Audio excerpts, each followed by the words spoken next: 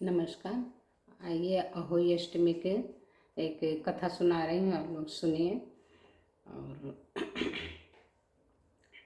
पुराने समय की बात है कि भारतवर्ष में एक दतिया नाम का नगर था। उस नगर में चंद्रभान नाम का साहूकार रहता था। उसकी पत्नी का नाम चंद्रिका था। वह बहुत गुणवान, शील, सौंदर्य से पूर्ण और पतिव्रता थी। उसके कई पुत्र और पुत्रियां हुई, परंतु वे सब छोटी अवस्था में ही यमलोक को चले जाते थे। संतान के इस प्रकार से मर जाने से वे दोनों बहुत दुखी रहते थे। वे पति पत्नी मन ही मन सोचा करते थे कि हमारे मरने के बाद इस वैभव का कौन अधिकारी होगा। एक दिन दोनों ने निश्चय किया कि सब धन आदि को त्याग कर जंगल में वास किया जाए। तब दोनों दूसरे दिन सब घर बार भगवान के ऊपर छोड़कर जंगल के लिए चल दिए। जब चलते चलते थक जाते तो रुक रुक कर आगे बढ़ते थे।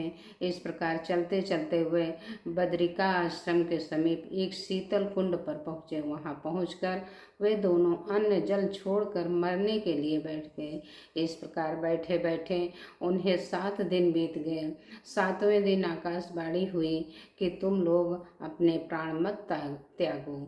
यह दुख तुम्हें पूर्व जन्म के पाप के कारण ही हुआ है। अतः अब तुम अपनी स्त्री से अहोई आठे के दिन, जो कार्तिक वदी अष्टमी को आती है, व्रत रखवाना।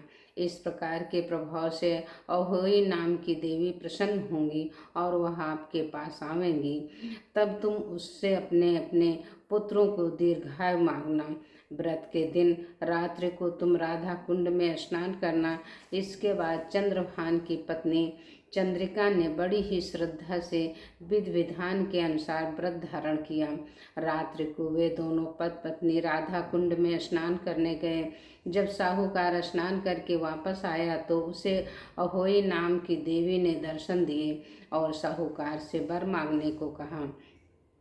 तब साहूकार ने वर मांगा कि मेरे बच्चे कम आयु में ही देवलोक को चले जाते हैं, अतः उनको दीर्घायु होने का वरदान दो।